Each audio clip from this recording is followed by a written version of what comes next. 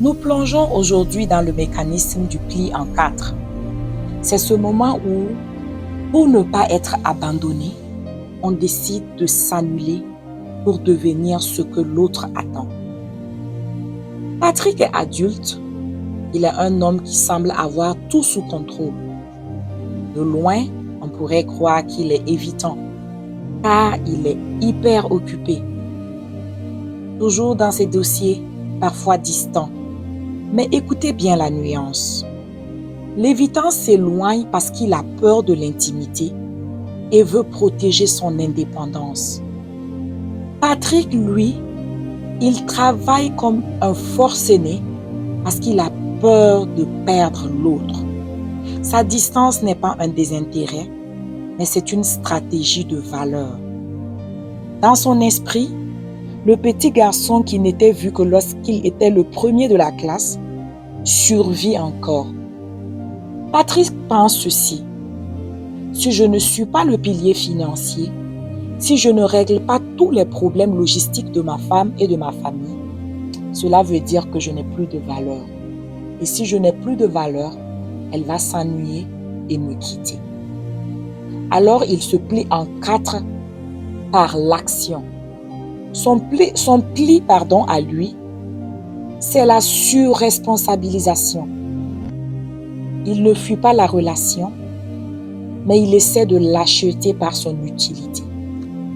S'il ne reçoit pas de gratitude immédiate, il ne se retire pas comme l'évitant, mais il panique et il en fait encore plus. C'est une anxiété déguisée en super-homme. Quant à Suzanne, elle est dans une hypervigilance émotionnelle. Elle ne se plie pas par l'action matérielle, mais par la fusion émotionnelle. Elle est devenue l'ombre de son partenaire. Elle a développé une antenne, entre guillemets, ultra sensible. Si son fiancé a une voix fatiguée, elle ne se dit pas « Oh, il a eu une longue journée ». Elle se dit plutôt « Il est agacé par moi ». Elle commence alors son pli en quatre. Elle s'excuse pour des choses qu'elle n'a pas faites. Elle annule ses propres rêves pour porter ceux de l'autre. Elle pense que si elle devient le coussin parfait pour l'autre, l'autre ne voudra jamais se lever et partir. Le syndrome du pli en quatre est une réponse du système nerveux. C'est le frowning ou alors la soumission traumatique. Quand l'anxieux sent une menace, un silence ou alors une critique, son cerveau déclenche le mode soumission. Vous abandonnez vos limites, vos besoins et votre vérité pour simplement calmer l'autre et sécuriser le lien. C'est un sacrifice de soi qui crée à long terme une immense amertume. Cela se présente différemment pour l'homme et pour la femme. Quand il s'agit de l'homme, il devient le sauveur ou alors le pourvoyeur toxique. En Afrique, l'anxiété masculine se cache souvent derrière le rôle de grand quelqu'un. Patrick se plie en quatre en devenant le banquier de tout le monde. C'est une codépendance matérielle. Tant que vous avez besoin de mon argent, je suis sûre que vous ne m'abandonnerez pas. Pour la femme, le syndrome du pli en quatre, c'est qu'elle devient une éponge émotionnelle. Suzanne se plie en devenant la psychologue de son conjoint. Elle devient aussi sa servante, voire même sa béquille. Sa codépendance est émotionnelle. Tant que je soigne ses blessures, il restera avec moi. En affaires, ce syndrome vous rend vulnérable. vous acceptez des parts de bénéfices ridicules ou des charges de travail inhumaines juste pour être accepté dans l'équipe. Vous ne négociez pas votre valeur, mais vous mendiez plutôt votre inclusion. L'anxieux se plie aussi devant Dieu. On ne prie pas avec la liberté d'un fils ou d'une fille, mais avec la peur d'un employé qui craint le licenciement. Seigneur, j'ai fait ceci et j'ai fait cela pour toi. S'il te plaît, ne me laisse pas tomber. C'est une foi d'épuisement au lieu d'être une foi de repos. Il va falloir sortir de la servitude et passer à une restauration spirituelle. Galates le chapitre 1 verset 10 nous dit: Maintenant, est-ce que je cherche l'approbation des hommes ou celle de Dieu? Ou est-ce que j'essaie de plaire aux hommes?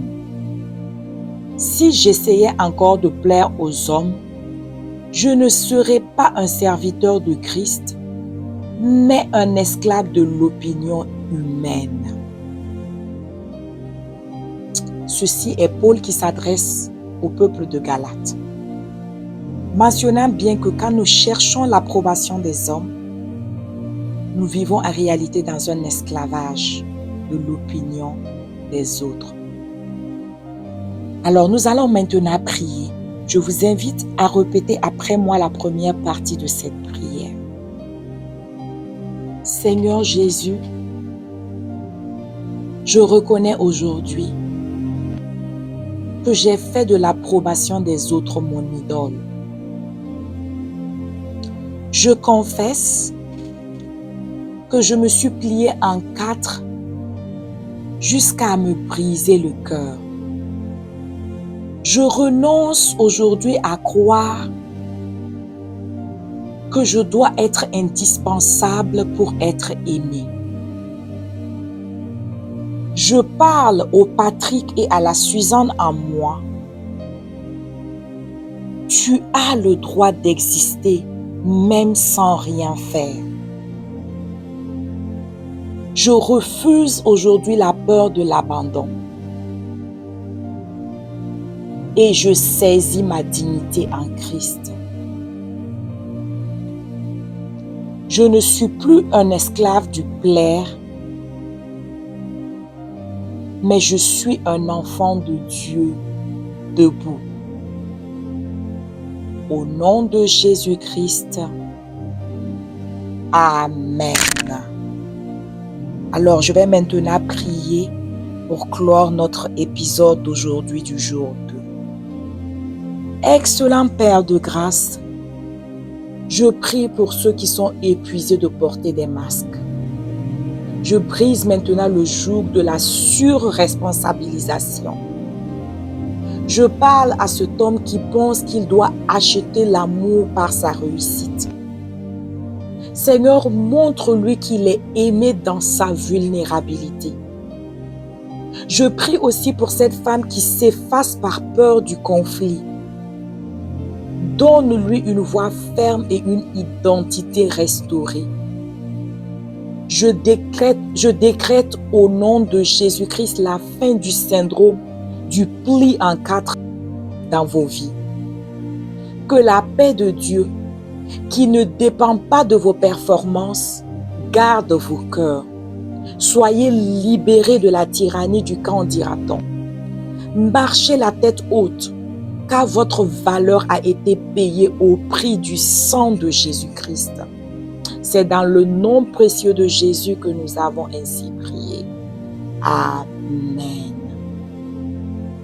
Demain, nous serons au jour 3 de notre série et nous allons parler d'une dynamique très explosive du corps humain. Nous allons parler du labyrinthe des relations.